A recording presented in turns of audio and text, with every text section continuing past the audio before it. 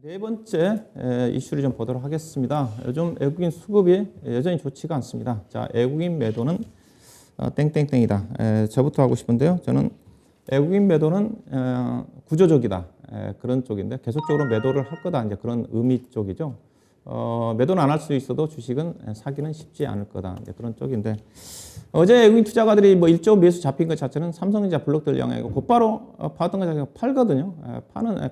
판다고 봐야 될 것 같은데 삼성전자의 어제 블록딜 그 가격을 보시면 알 수가 있습니다. 삼성전자가 외국인 수급의 대표적인 종목이지 않습니까? 사더라도 삼성전자를 사면서 외국인 투자가들이 주식을 사게 되는데 어제 삼성전자의 블록딜 1조 3천억 규모가 할인율이 2.4% 나왔습니다. 2.4%. 2.4%. 68,800원 정도의 가격이 블록들이 나왔다는 거죠. 삼성전자 주가가 지금 바닥권이지 않습니까? 어떻게 주가를 본다 한다면 지금 7만 원인데 그럼에도 불구하고 2.4% 정도 할인을 받아서 넘어갔다는 거죠. 할인이 나왔다는 거죠. 최근에 나온 종목들을 보면 셀트리온 같은 경우도 할인율이 몇 프로냐? 6%에서 9%에 나왔습니다. 6%에서 9% 셀트리온 SK가.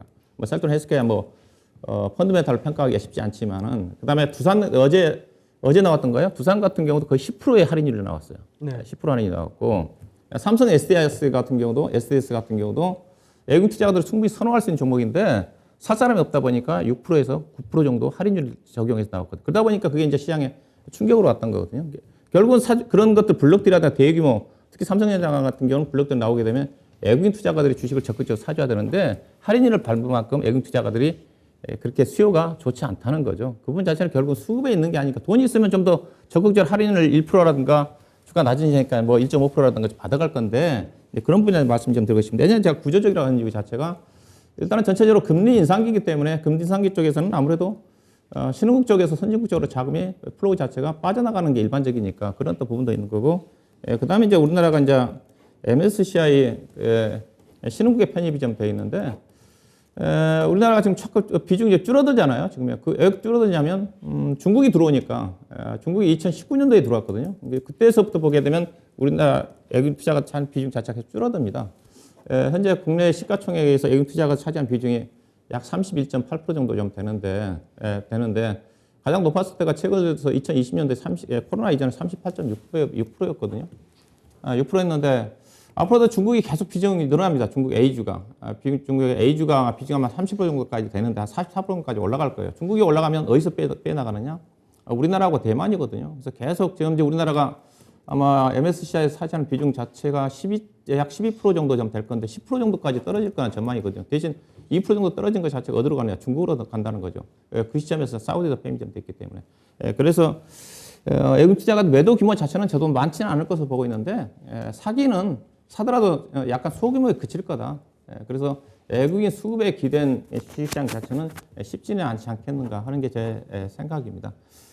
우리 명진호 원장님 뭐 어떠세요? 네, 외국인 매도는 보이는 대로다. 그렇게 하겠습니다. 우리 항상 뭐 해석을 하잖아요. 외국인들이 벌써 지금 1월달 급락장 이후에도 코스피에 있어서 주로 좀 사는 기조보다는 살 땐 조금 찔끔 사고 주로 지금 팔자 기조가 나타나고 있는데 그걸 굳이 어떤 뭐 해석을 붙이는 것보다는 외국인이 뭐 그렇게 매력적으로 못 느끼나 보죠. 그러니까 판다 그렇게 지금 볼 수가 있겠는데 반면에 제가 좀 굉장히 관심을 계속 지난주 주제도 그 삼중바닥 얘기를 드렸는데 코스닥입니다. 코스닥 같은 경우는 이번 주 기조도 좀 많이 산 날 아니면은 좀 덜 산 날이 있어도 기조적으로 한 지난주 이후에 좀 이제 사자 쪽으로 전환이 되고 있는데 코스닥 시장 같은 경우는 시장 성격이 일단 많이 다르죠. 코스닥이 지금도 보면 어떻든 수치로만 봤을 때는 전 세계 1위예요. 2020년도 3월 달 그 이제 시장 저점 대비 전 세계 상승률 1위. 그래도 주요국 뭐 미국의 S&P, 나스닥, 다우 그리고 심지어 가장 핫하다는 뭐 대만까지도 코스닥에는 못 미칩니다. 코스닥 상승률이 지금 그래도 가장 뭐 저점 대비 높은 그런 상황들 그런 가운데서도 상대적으로 높아도 외국인 매도가 집중적으로 나타나지 않는 부분들은 매력이 있다는 거죠. 코스닥 시장 자체가 단순히 그냥 흔히 얘기하는 뭐 퍼 수준, 뭐 PBR 뭐 이런 지표들보다도 앞으로의 가능성, 2022년대 뭐 앞으로의 이 뭐 코스닥을 주로 지금 구성하고 있는 섹터들은 거의 시가총액의 한 33% 가까이를 바이오 그리고 시가총액의 한 20% 가까이를 또 엔터테인먼트 계열 그리고 또 시가총액이 한 15에서 20%를 뭐 소부장에 그래도 지금 찬찬하게 그래도 낙폭과대 나와 있는 좀 그런 기업들 중심으로 이게 구성되어 있는데 시장 성격 자체가 코스피 역시나 뭐 삼성전자나 SK 하이닉스 그리고 뭐 좀 뭐 자동차 계열 뭐 등등 이런 거 중심으로 있는 그 코스피보다 훨씬 메리트 있게 느낀다. 그래서 제가 봤을 땐 한 4월 달, 또 5월 달, 6월 달, 7월 달 이런 올 봄과 올 여름에 있어서는 코스피와 코스닥이 상당히 디커플링이 나타나는 디커플링의 부분은 오르는 그 수준에 있어서의 상대적 디커플링뿐만 아니고 어쩌면은 코스피의 중심값은 좀 낮아지는 가운데에서 코스닥은 오르는 그런 식의 디커플링도 나타날 가능성이 많다. 그렇게 좀 판단이 됩니다. 네. 그 방금 명준 형이 얘기하셨던 외국인이 코스닥도 안 삽니다. 그러니까 차이는 뭐냐면 한 주 동안 보면은 이번 주 코스닥은 외인들이 소폭 매도를 했다 정도. 그래서 이제 거래소는 매수로 보이지만 블록들이었던 거고. 근데 이제 사실 저는 거기서 약간 의견이 다른 게 뭐냐면 코스닥이 상대적인 강세를 보였던 부분은 사실 지금 거래소도 마찬가지입니다. 거래소도 마찬가지고 코스닥도 마찬가지고 지금 주가가 업종별 테마별을 움직이는 건 거의 개인들의 힘이다 이렇게 봐야 되거든요. 그러니까 개인들의 매수세가 어떻게 보면 시장에서 지금 반등을 나게 만들고 사실 순환 장세도 어느 정도 이쪽에서 일조를 하는 케이스 이렇게 보는 거고 그리고 이제 국내 지수 자체가 사실 코스피 같은 경우는 그러니까 딱 이게 차이가 뭐냐면 지수로 보면은 코스피 지수는 굉장히 낮은데 연초 대비로 보잖아요. 그러니까 연초가 3,000 조금 안 됐었잖아요. 그리고 현재가 2,730포인트니까. 근데 지수로 볼 때는 그렇게 되는데 지수 외적인 업종으로 보게 되면 연초 이상으로 올라간 것들이 절반 이상입니다. 그러니까 왜 그러냐면 삼성전자 연초라는 게 신년 벽두가 아니고 1월 말. 아니요. 네. 작년 말. 아. 작년 말. 예. 아 작년 말이요? 작년 말. 예. 쑥 올라가기 전. 그죠? 예. 아니 2021년 우리 연말 기준으로 그렇죠. 21년? 아 작년이요. 작년 예, 말 예, 기준으로 예. 그러니까 연초 대비 예. 이렇게 말씀드렸는데 그러니까 이제 시장에서 삼성전자가 지금 아직까지 7만 원에서 올라간 게 없죠. 바닥권에서 올라간 게 없고 그 다음에가 이제 그 몇점이 뭐 자동차라든지 그리고 뭐 몇몇 개 IT 주로 이런 것들이 좀 있는데 그러니까 그리고 네이버, 카카오 얘들도 이제 반등을 많이 했다 하지만 연초도에서는 여전히 빠져 있는 케이스고요. 그러니까 소위 말해서 시총 최상위가 지금 현재 지수에서 밑에 있는 거지 그 외적인 철강부터 해서 조선, 뭐 은행, 보험, 통신 이런 쪽은 이미 다 위에 와 있습니다.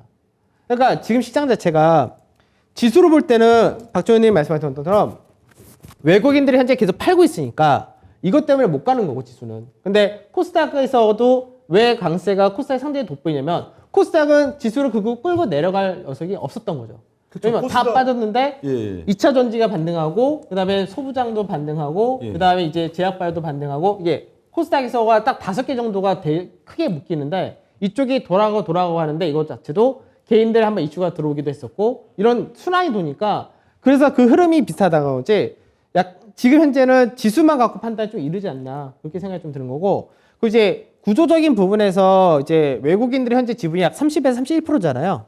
근데 지금 현재 MSCI 신흥지수에서 우리가 포함되어 있을 때 중국이 계속해서 비중이 늘어나는 건 지금 약간 멈춰 있는 상태고 오히려 이제 중동 국가들 이쪽이 요즘 아무래도 유가가 막 올라가고 하니까 중동 국가들 쪽으로 자금이 많이 쏠리게 되고 중동 국가들이 조금씩 이제 비중이 커지면서 우리나라가 빠지고 그런 거 있는데 실제 이 지분 차이가 예전에 외국인들이 우리나라 지분을 38% 갖고 있었다라고 했을 때 실제 외국인이 산 것도 있었지만 주가 자체가 올라가서 지분이 커졌던 부분도 있었거든요. 그래서 지금은 31%라고 하는 게 외국인이 파는 거는 사실 작년 하반기 쭉 팔다가 11월 달부터 1월 초까지 들어왔던 거가 지금 거의 다 나갔다 된 거고 추가로 매도는 전체적인 구조에서 없다고 보는데 전체적으로 주가가 빠져 있으니까 그래서 지분이 낮아져 있는 상태라서 이거는 나중에 주가가 올라가거나 외인들이 좀 들어올 수 있는 여건이 만들어지거나 하면 괜찮을 것 같은데 근데 제가 봐도 지금 국내 증시는 조금 메리트가 좀 한 다음 달 정도 가야지 좀 있지 않을까. 왜냐면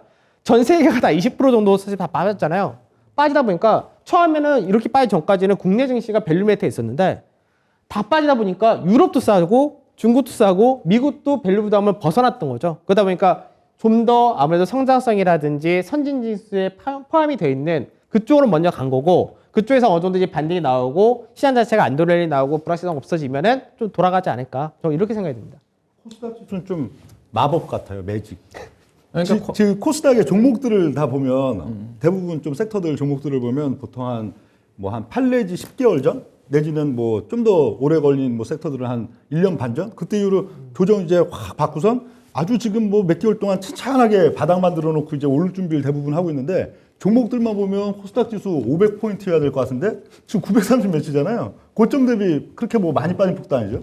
참 매직 같아요. 이게. 그러니까 코스닥이 지금 비중이 지금 되게 절묘하게 구성이 되어 있는 게 예. 방금 얘기했더니 제약바이오가 거기서 한 25% 정도, 그러니까 거의 비슷해요. 20에서 25%. 2차 전지가 20에서 25%, 그다음에 게임을 비롯한 엔터테인 관련된 뭐 가상화폐 이런 것들이 한 20에서 25%. 그러니까 거의 비중이 비슷비슷하다 보니까 전체가 다 빠진 것이 아니라 중간에 돌아가게 되면 지수는 받쳐주고 예. 그다음 한 번씩 또 움직인다 가는 되면 거는 또 올라가고 엄청나게 가니까. 그렇게 그렇죠? 되니까요. 예.